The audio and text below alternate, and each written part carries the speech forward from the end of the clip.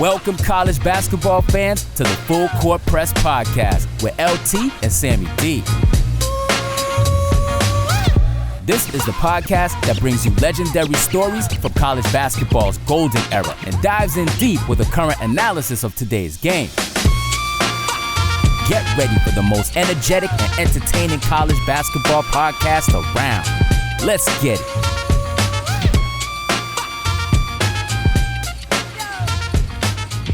Good afternoon, good morning, good evening. Luke Taylor here, and we got Sam Davison on the Full Court Press Podcast, a college basketball experience. And we're doing a little special podcast right in between our conference previews. We've, we'll be on number 3. We just talked earlier this morning, or you heard about the Mountain West, and that's what we're going to talk about. We both love the Mountain West. It's one of our favorite conferences. And last week, or actually 2 weeks ago, we had Gloria Navarez, the Mountain West commissioner. We've also had Wyoming head coach around that time, Sundance Wicks.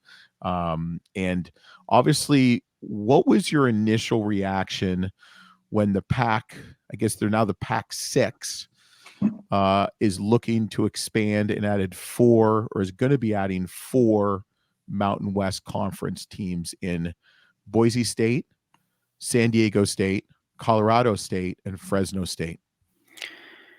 I was shocked, in all honesty. It's like you don't prepare for those things. I mean, we do know that the week before that, the Mountain West turned down a scheduling offer from the Pac-12, right? Like this year, the football teams are playing a schedule.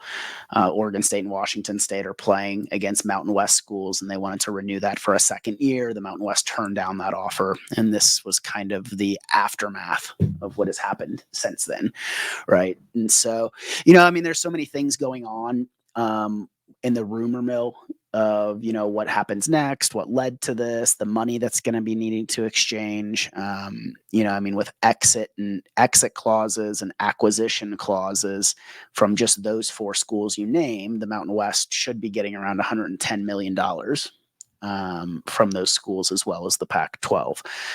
That's a lot of money, and so I don't think the Mountain West is in as bad a shape as everybody is making it out to be. I think they need to have a strong response. I think they will have a strong response. We had Commissioner Navarez on, like you said, 2 weeks ago, and,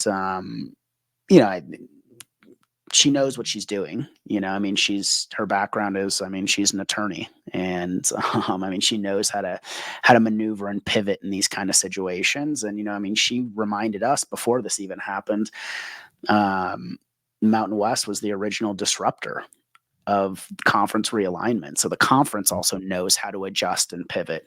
But I do think they need to respond in a very powerful way here in the next 30 days. Yeah. So who do they make a move to add some teams? What happens? Because the Pac-12, or whatever it is, whatever it wants to be called, I'm not being nasty or mean or negative. So you need 2 more teams to be an official conference in football. Mm-hmm. And there's also talks of potentially maybe them adding Gonzaga in as basketball, and maybe another couple others in as basketball. So what do you think the Pac-12 does? Do you think they go after 2 more Mountain West teams? Where are they going to go? There's been rumors that they're going to pluck from the American Athletic Conference, potentially Tulane and Memphis, which kind of seems odd because that's in the South. But conferences don't have conferences are not geographic anymore. They're just not that you want to be geographic for non-revenue sports, right? You still have to pay for your tennis and golf and volleyball and softball and baseball teams to kind of travel around the country on those non-revenue sports. But I think it's what the Pac-12 is doing. They're putting together a football conference. They're trying to build up the reputation they once had. And they're picking good programs to start with, right? Or good fan bases, good media territories. That's why I do think that like a Tulane in New Orleans and a Memphis, they've got great geographic regions for media. I wouldn't be surprised if they went down to Texas, got like a UT San Antonio or something like that has really good media presence down there. I don't know. I think right now it's, the Pac-12's making a play for football, right? And I think the Mountain West needs to decide. But if you think of the Pac-12, okay, what schools do you think of? USC, the Trojans, UCLA, Oregon, Washington. Yeah. Those teams are no longer. The Pac-12 is not a power 5-6 conference. No, and I mean, I think that it's and some of the coaches that we've had the privilege of talking to from a basketball space, I mean, they're like, conference realignment's inevitable. If you think that you're just going to sit in a conference for your entire career and your program's not going to change, that's just not realistic in today's world, right? Mm-hmm. I mean, what this is going to do, it's going to, everybody thought the Pac-12 was dead, right? They thought that, you've got two teams, you had the football like media day, you're bringing back guys. I think they brought like Ryan Leaf in, right? Mm-hmm. like to promote the Pac-12 this summer. And I Teresa Gold, who's the commissioner of the Pac-12, like I give her credit for, making a pretty powerful move here the past week. And but you kind of had to, right?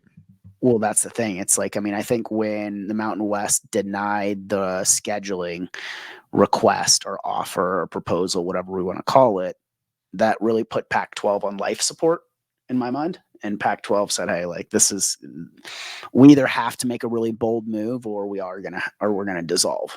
Like we can't even fill a schedule for next year. So it's and again, give her credit for taking the conference off of life support and getting these 4 programs. And it's the Mountain West's turn to say like, okay, like here's our move now. Right. I mean, it's going to shake up several conferences. You already mentioned the American. I mean, they're going to feel backlash from this now too. Right. Because I do think that programs from the American are going to get targeted by both the Pac-12 and the Mountain West. Right. Schools in Texas, like I already mentioned, there's some desirable programs down there that have built up some things. There's schools. What about like UCF, USF? I mean, they're in the American. Mm-hmm. Yeah, I mean, there's just a lot of things that are going to happen. I think the Mountain West is going to. I mean, I don't feel like there's panic down there. I feel like it's more of decision making. Like, what kind of conference do we want to be next? What do we want to be known for? We asked Gloria, like, is this a football or basketball conference? This was the week that football started, and what was her response? Basketball. Yeah. So, I mean, it's like, and as basketball people and people who like watch just hundreds of games of basketball, I love that response, because I mean, when you think of Mountain West football, you always thought about Boise State's blue field, I live in Fort Collins and it's the $250 million stadium Colorado State built. Right. Like, the Greenfield. The Greenfield, there you go. like hundreds of others around the country. But it's the Mountain West has a decision to make of what conference do they want to become, right? What do they want to transition to? And as I've already mentioned, I think that they're going to make the right decision. I think that they have a lot more options than what the general fan base is seeing right now. Yeah. And then you also have like the ACC. That's going to eventually implode. I'm sorry, with all this stuff, the litigation and stuff happening with Clemson, Florida State, North Carolina, teams like that. So then maybe you have a situation where Cal and Stanford goes back to the Pac-12. Yep. So what do you, okay. So Mountain West, you think they'll add 4 more teams? No, I don't think they need to. Right. Like, I mean, they need that. Well, they've got 11 minus 4, 7. So they need to add at least one football playing school. I mean, I think that they can add 3 or 4 programs to maintain what they have had the past couple of years, or they take that $110 million and they target 2 really good programs. And, I don't even want to call it rebuild because we don't know right yet. And so, but, replace the 4 teams. I don't think you need to replace 4 to 4. I think you can take the $110 million and really target 2 to 3 really good programs. So it's I can see the Mountain West ending up at a like 10 schools, starting the 2026 season. Yeah. It's going to be crazy. We can look back at this in 6 months to a year and see like maybe there's only everybody's going to be wrong with what they're saying. Nobody knows. Well, I mean, there's conversations happening, and I mean, this is going to this just continues the domino effect of conference realignment.